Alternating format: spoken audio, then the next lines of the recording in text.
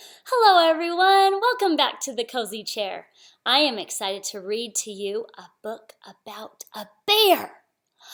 There are lots of books by Carmel Wilson about bears. This one was my very first bear book by Carmel Wilson. But since then, I have gotten a lot of her bear books. I really like Carmel Wilson. She has written books like Bear Wants More, Bear Stays Up for Christmas, Bear Counts, Bear's New Friend, Bear Feels Sick. So I hope you'll come back and listen to more of her books. Today I am reading for Cora, all the way in Iowa. Hello, Cora! She is one of the reasons that I have this channel, and I hope that she loves this book.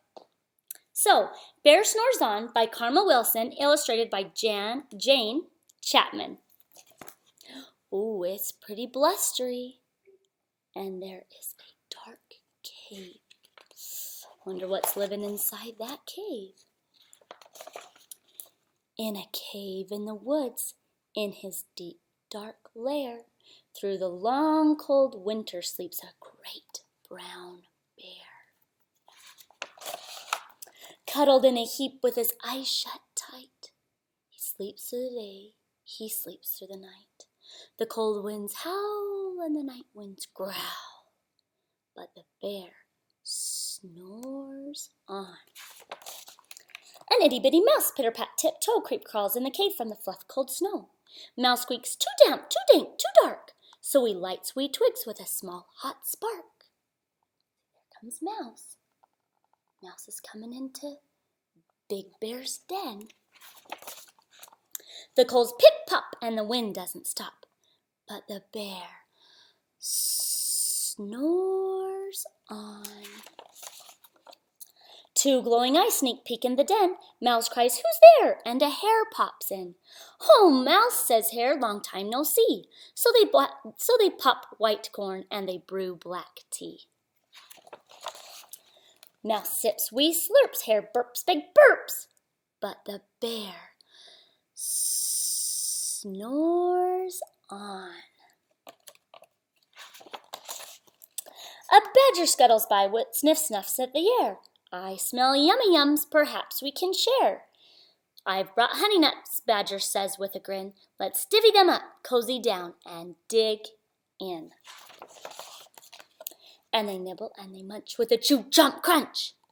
But the bear snores on. He's sleeping through all that chewing and chomping and crunching.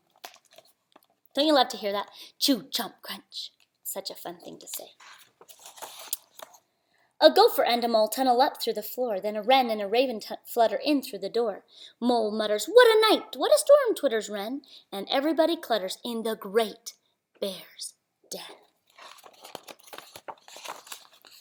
They tweet and they titter, they chat and they chitter, but the bear snores on. In a cave in the woods, a slumbering bear sleeps through the party in his very own lair. Hare stokes the fire, Mouse seasons stew, then a small pepper flake makes the bear Ra-choo! He blows and he sneezes and the whole crowd freezes. The bear just woke up. And the bear wakes up.